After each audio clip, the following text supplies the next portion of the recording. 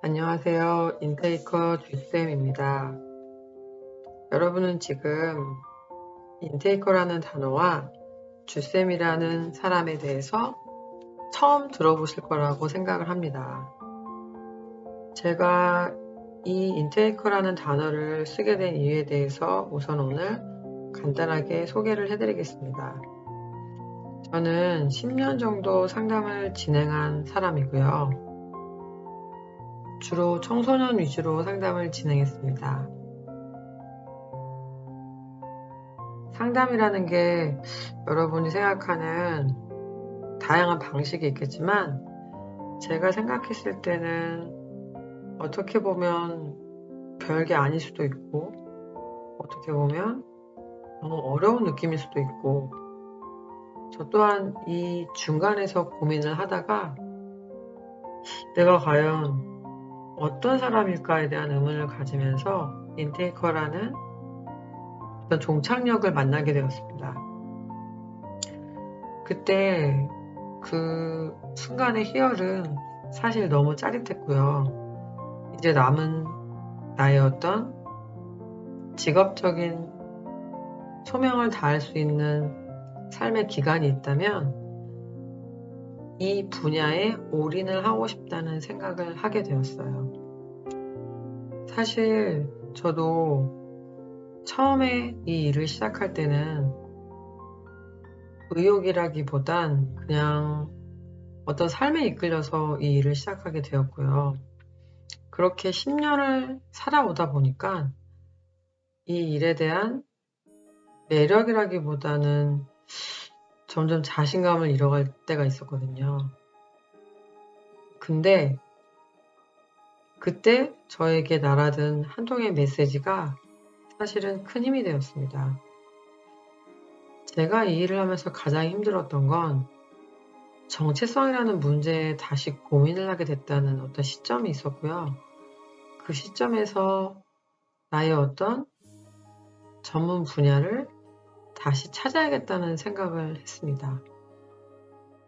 그러던 와중에 내가 10년 동안 무슨 일을 했을까를 곰곰이 생각해 보는 시간을 갖게 되었고, 그때, 내가 이런 일을 했구나 라고 순간 깨닫는 어떤 시점에서 이제 이 일을 내가 할 수 있겠다.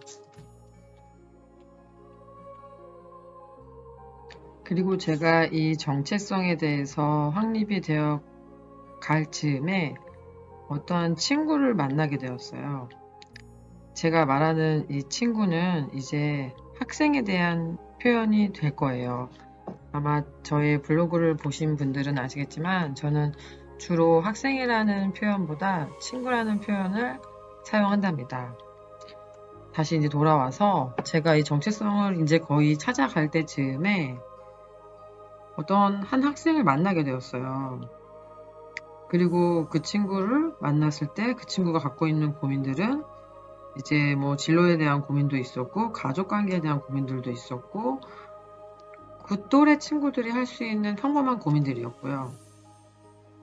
제가 그 친구한테 그날은 짧게 얘기를 나누고 과제를 하나 내줬어요. 아주 어려운 건 아니고요. 읽고 싶은 책을 하나 골라서 본인이 적정량의 페이지를 정하고 그만큼을 읽고 그 다음에 쓰고 여기서 쓴다는 거는 뭐 필사가 아니라 그냥 간단하게 요약 정도도 상관없는 그런 정도의 이제 쓰기였고요. 그래서 그렇게 생각을 한번 정리해 오는 거였어요. 솔직히 그때 그 친구의 여러 가지 상황을 봤을 때 좀 무리가 있을 거라고 생각을 했는데 그래도 저는 항상 아이들을 좀 믿는 편이거든요. 그래서 그 가능성을 믿고 한 달이 지나서 그 친구를 다시 만나게 되었어요. 역시나 제가 했던 걱정과 기대는 기회였다는 걸 또 한 번 확인하는 순간이었습니다. 이 친구가 제가 생각했던 것보다 너무 잘 그리고 또 열심히 해왔더라고요. 그리고 본인이 책을 읽고 나름 필사를 하면서 들었던 생각 중에 뜻하지 않은 자아 정체성에 대한 고민을 하기 시작했다고 저한테 너무 또박또박하게 얘기를 하는 거였어요. 그때 저는 제가 그 인테이커라는 정체성을 만났던 그 순간만큼이나 짜릿한 느낌을 받았고요. 이 친구 스스로 독서의 순기능을 제대로 엿보았구나라는 생각까지 하게 되었습니다. 그래서 저는 이 친구랑 자아 정체성에 대해서 이날 간단하게 이제 얘기를 좀 나누기 시작했어요. 친구가 저한테 먼저 물어보더라고요. 선생님은 자아 정체성이 뭐예요? 라고 물어봐서 선생님? 저야 정체성이 뭐예요? 라기보다 선생님은 정체성이 확실하신 건가요? 이렇게 물어봤었어요. 그래서 제가 그때 그럼 확실하지. 선생님도 이걸 찾느라 10년이라는 시간이 걸렸고 지금은 너무 편해졌어. 그렇기 때문에 너도 너의 정체성을 오늘 하루아침에 찾을 수는 없다는 얘기야. 이제부터 서로 시작하는 마음으로 접근해 보는 게 어떨까 하고 대화를 나누기 시작했어요. 그리고 지금 네가 생각하는 그 정체성이 나중엔 아니라고 느낄 수도 있다는 거야. 그렇다면 그건 아닌 거야. 정체성은 말 그대로 본질이기 때문에 변할 수가 없거든. 그래서 천천히 시작해야 돼. 저는 이렇게 말하고 순간 제가 정체성에 대해서 힘들었던 그 과거를 다시 한번 떠올려 보게 되었죠.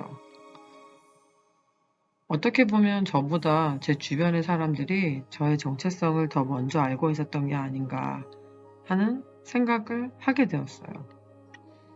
한 사람이 있고 그 사람의 니즈와 원치를 빨리 파악해서 스스로 결정할 수 있도록 이끌어주고 그 사람에게 필요한 자원을 연결해주고 최선을 다해 조력해주는 역할, 그게 내가 가장 보람을 느끼는 순간이고 내가 평생 해야 할 일이구나. 하지만 판에 박힌 스타일로 하면 안 되는 일이구나. 라는 기분으로 저는 지금까지 이 일을 하고 있습니다. 우리가 미술 작품 하나를 어떠한 시각에서 보느냐에 따라 해석이 달라지듯이 우리 청소년들도 하나의 작품이라고 저는 생각합니다. 아마 여러분도 저도 우리 모두 그랬을 겁니다. 그들이 가지고 있는 원석을 남이 알아봐 주는 게 아닌 스스로 자신의 가치를 알아볼 수 있도록 하기 위해서는 화려함보다는 세심한 부모의 역할이 가장 중요하다고 생각합니다. 오늘 우리는 주변 사람들을 어떠한 관점에서 바라보고 있는지 다시 한번 돌아보는 시간을 가지셨으면 좋겠습니다.